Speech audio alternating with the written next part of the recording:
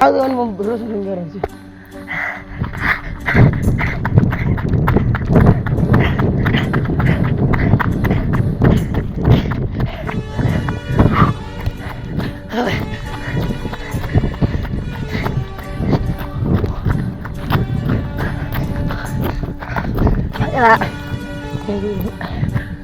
सुरक्षा हामी हुन्छ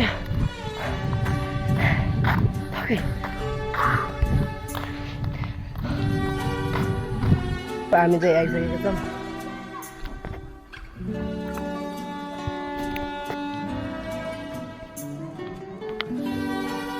जामका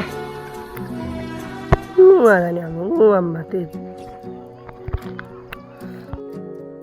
हामी घाँस काट्न हिँडिसक्यौँ यो यति बेला घाँस ल्याउँछु भनेर हिँडेछ यो भाइ मसित हाम्रो गाउँतिर चाहिँ विकास चाहिँ तीव्र रूपमा चलिरहेछ उहाँ नयाँ हेल्पर्स बनिसक्यो बाटो पिच हुँदैछ यसले अहिले अचम्म पर्यो यो भाइ कति वर्षपछि आइसक्यो कति भर्खर आएको पहिला आउँदा यस्तो थियो कि नै अहिले कति परिवर्तन सबले यहाँ ट्याग गर्नु त्यही हो यो भाइले त्यही भन्छ अहिले घाँस लिएर आएपछि अहिले भिडियो आउँछ अर्को फेरि हामी घाँस काट्न हिँडिसकेका छौँ विकास केन्द्र भ्यू त बब्बाले हेर्न सक्नुहुन्छ गाईहरू हाम्रो गाउँको भ्यू जो मन पराएको यो कान्छाल अझ रातिमा त झन् गाईहरू लिम्बल हिँडेर राखेको छु रातिको भ्यू बब्बाल भ्यू भनेको त बब्बाल राख यहाँ त के कुन यहाँ खतरा भ्यू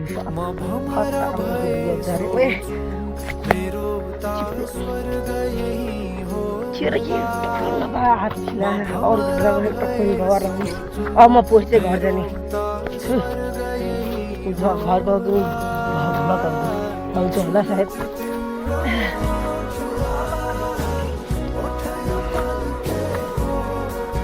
यहाँ टाढ्ने कस्तो छ रुसन कहाँ हो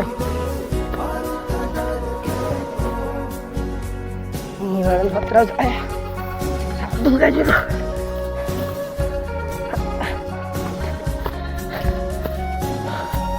घरजानेले भुटुले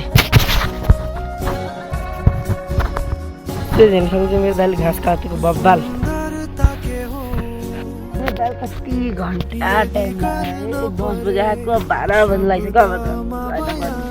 अब तल्लो भिट्टो काट्छ अब यत्रो भिट्टो काट्छ बसिरहनुपर्ने हुन्छ यो त बब्बाल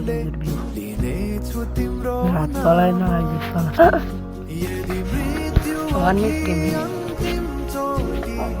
यति काट्ने यति पुरै काटेँ नि घर चाहिँ लाग्यो हात यहीँ अगाडि कसरी जब हामी भेटौँ न अब घरतिर जब हामी घरतिर हिँड्न लागेको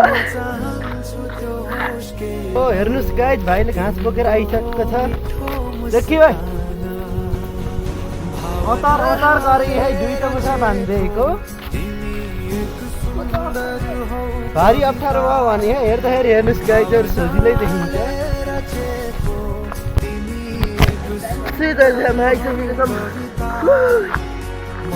भारी बब्बाल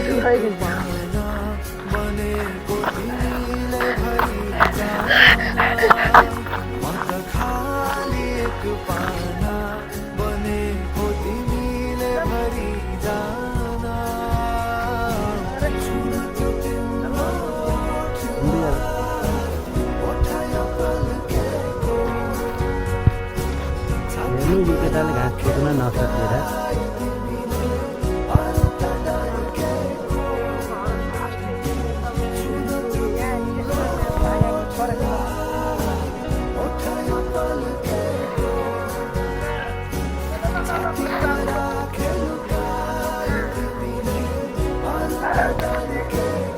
ल हिँड्नु कान्छो